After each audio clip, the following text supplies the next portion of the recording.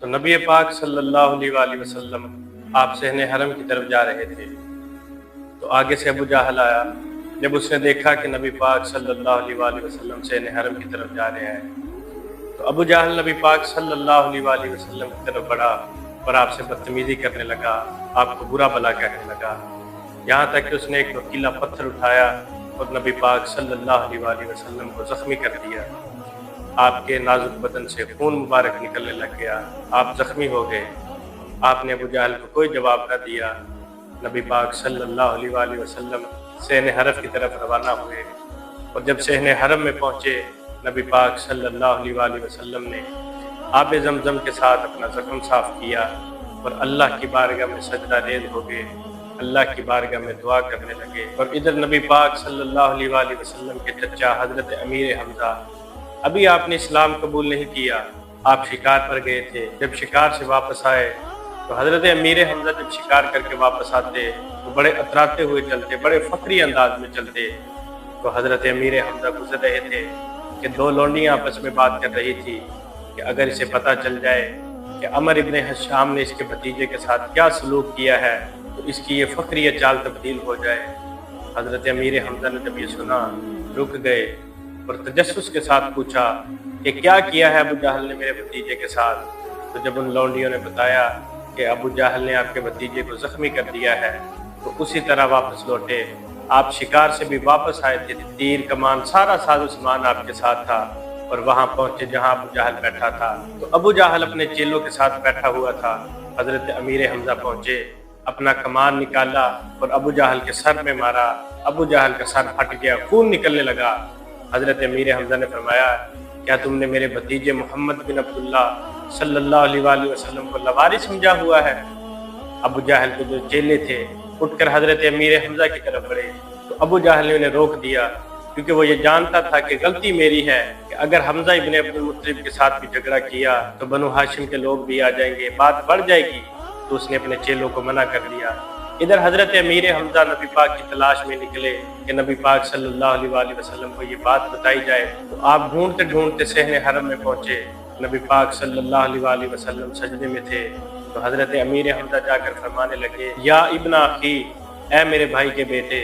نبی پاک صلی اللہ علیہ وسلم سجدے میں رہے تو حضور نے سر نہیں اٹھایا۔ پھر حضرت حمزہ نے دوسری مرتبہ کہا یا ابن اخی، اے میرے بھائی کے بیٹے۔ حضور نے دوسری مرتبہ پھر سجدے سے سر نہ اٹھایا۔ تیسری مرتبہ پھر حضرت حمزہ نے کہا یا ابن اخی، اے میرے بھائی کے بیٹے۔ تو نبی پاک صلی اللہ علیہ وسلم آپ نے سجدے سے سر اٹھایا تو حضرت حمزہ فرمانے لگے کہ اے بھتیجے خوش ہو جاؤ، میں تمہارا بدلہ لے آیا ہوں۔ جس طرح ابو جہل نے تمہیں زخمی کیا تھا میں بھی اسی طرح اسے زخمی کر آیا ہوں۔ نبی پاک صلی اللہ علیہ وسلم نے فرمایا اے چچا، میں تمہاری یہ بات سن کر خوش نہیں ہوا۔ تو حضرت حمزہ فرمانے لگے کہ تم خوش نہیں ہوئے؟ اتنے بڑے سورما سے تمہارا بدلہ لے کر آیا ہوں، اسے زخمی کر کے آیا ہوں، ابھی بھی خوش نہیں ہوئے؟ تو بتاؤ تم کیسے خوش ہوگے؟ تو نبی پاک صلی اللہ علیہ وسلم نے فرمایا چچا، اگر مجھے خوش کرنا ہے تو جس رب کو میں مانتا ہوں اس رب کو مان لو۔ جب حضرت امیر حمزہ نے نبی پاک کے یہ جملے سنے تو فرمایا کہ دیر نہ کیجئے، مجھے اپنی غلامی میں لے لیجئے۔ کلمہ پڑھا اور اسی وقت مسلمان ہو گئے، اور 39ویں نمبر پر حضرت امیر حمزہ نے کلمہ پڑھا اور مسلمان ہوئے۔ اور پھر اللہ رب العزت نے حضرت امیر حمزہ کے مبارک ذکر کو وہ عظمت، وہ رفعت، وہ بلندی عطا فرمائی کہ آپ کا ذکر صرف زمین والے نہیں کرتے تھے بلکہ آسمانوں والے بھی آپ کا ذکر خیر کرتے تھے۔ نبی پاک صلی اللہ علیہ وسلم نے حضرت سیدہ فاطمہ رضی اللہ تعالی عنہا اور اپنی پھپھی حضرت سیدہ صفیہ رضی اللہ تعالی عنہا آپ کو یہ خوشخبری سنائی کہ میں ابشرا اتانی جبریل فاخبرنی ان حمزہ مکتوب فی اہل السماوات حمزہ بن عبد المطلب اسد اللہ و اسد الرسول۔